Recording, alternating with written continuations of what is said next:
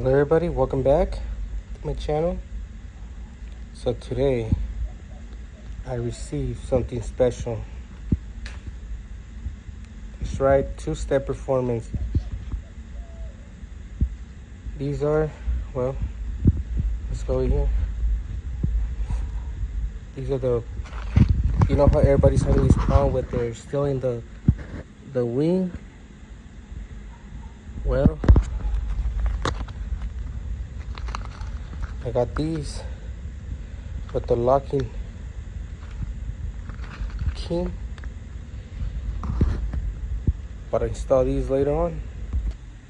You know, since these are chrome, I'm gonna plastic dip them black.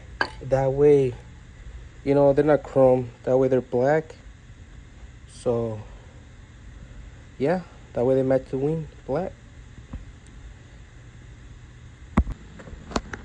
This is how they look with these are the OEM ones. These are without the locks.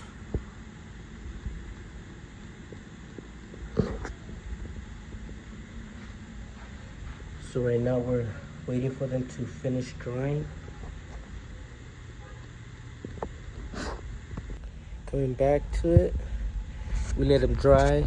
Now you look at them, nice and black.